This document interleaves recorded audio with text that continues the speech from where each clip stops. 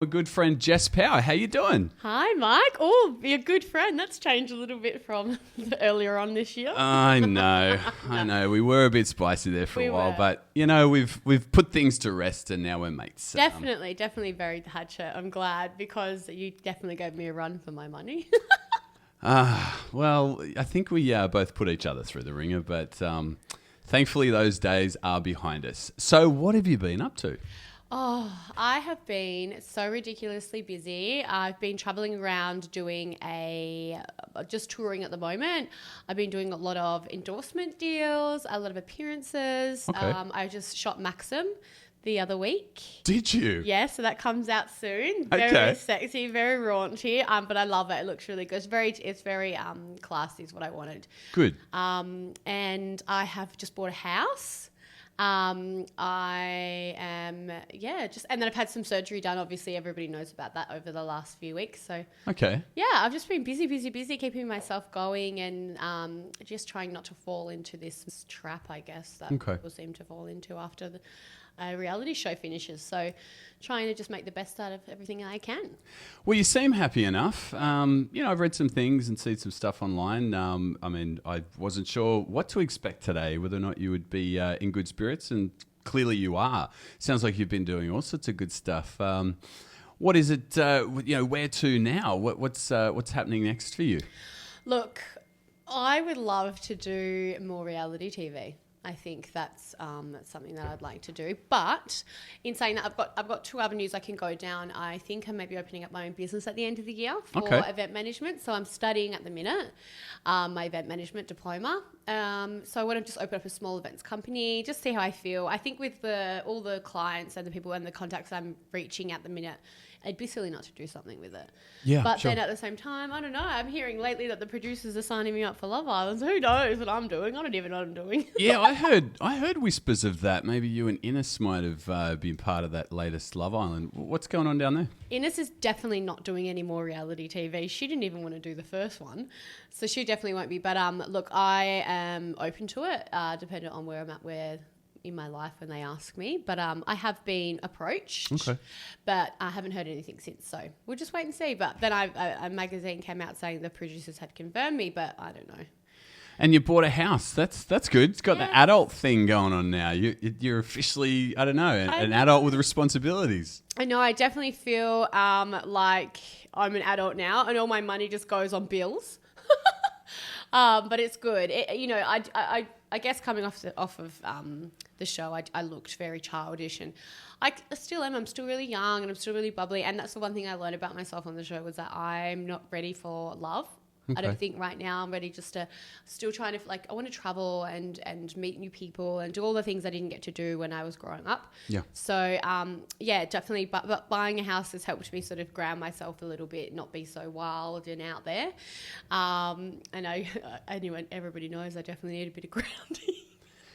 Yeah, well, there was a lot of, I think we've both been subject to a bit of criticism. I still cop it. You still cop it? Every day. Really? Every day I cop it.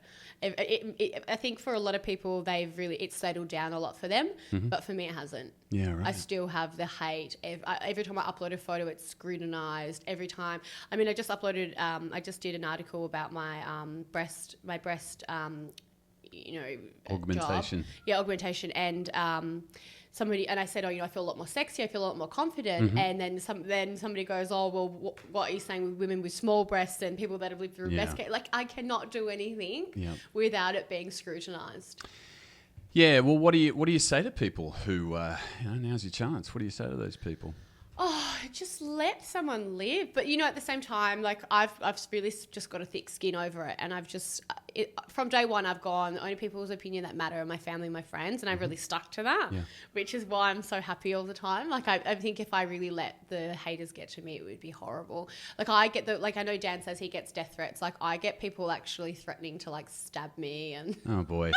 Crazy. I just think, who wakes up in the morning and goes, I've got nothing else to do today. I'm going to go and, threaten and, put down a girl who I don't even know. But the best thing is doing these tours and doing these appearances because I get to meet people and they get to actually know who I am. So that's what I'm loving about it. Yeah.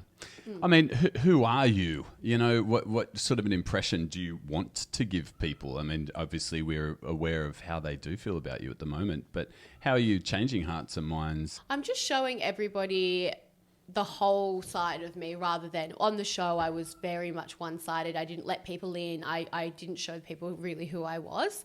And I was guarded and I was scared. So coming off of it, I've really been able to let those walls down, and I just show people my true self. And if they like me, then they like me, and if I get hurt, then I get hurt. And that's what my biggest problem was. I was scared of showing people who I was, and letting them in and being hurt. So now I'm sort of like, you know what, I've been through the ringer. What more can I really do? So, and that's what people are loving. They say to me, if I had a dollar for everyone that was like, you're actually really, really lovely. You're a really lovely girl.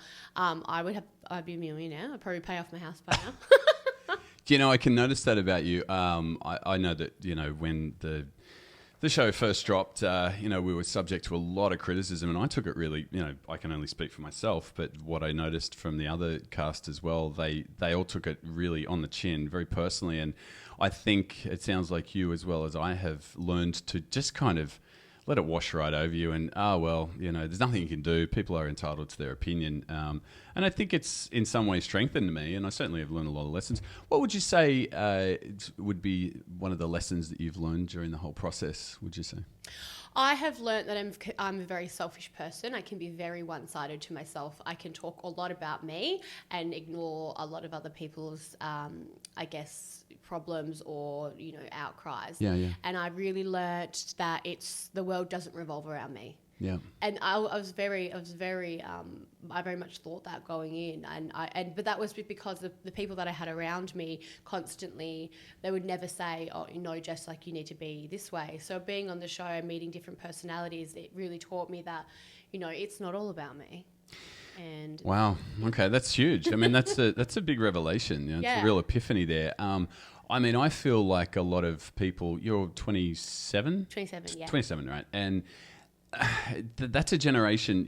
I'm the generation above you, and I look at you guys, and I'm not judgmental or critical, but I observe what's happening there, and there's a lot of your online presence is huge. There's a lot of judgment, a lot of criticism, a lot of comparisons made, a lot of competition between you all, and I just wonder if that's maybe some of the.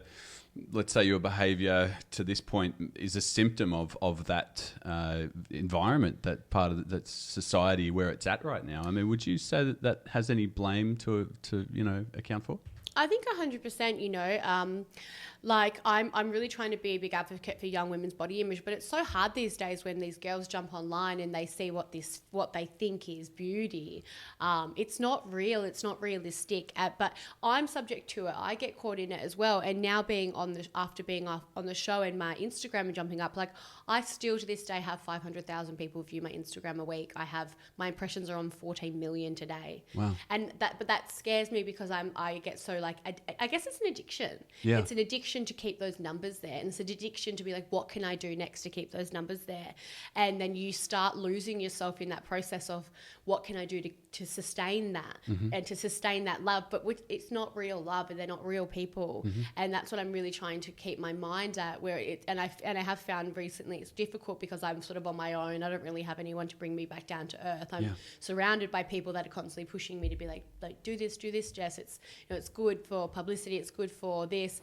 But from the start of the show, I've always said the people on your Instagram, your 200,000 followers, are not real. And it definitely does. It definitely has affected this generation that I'm in, and it changes how we see the world. I mean, I feel like a lot of us wouldn't even put our phones down to look around at the world sometimes. Yeah, I've noticed that. Well, what advice would you give to someone, a young person who is starting to sort of seek that Instagram fame, or has suddenly become swept up in the obsession of it all? What advice would you give to a young person to deal with that? It's really hard. I feel like young people don't listen so much, but just it's not real. It doesn't make you happy. It doesn't, it doesn't cuddle you to bed at night, or it doesn't pay your bills. It's, you want real things in your life, which is real friendship and real compassion and real love. And you don't get that off, I know you get validation from your Instagram people, but it's not real. It's if the internet broke tomorrow, it'd be gone. And you need to look around and realize that the people around you are important, and it's not just all on your phone.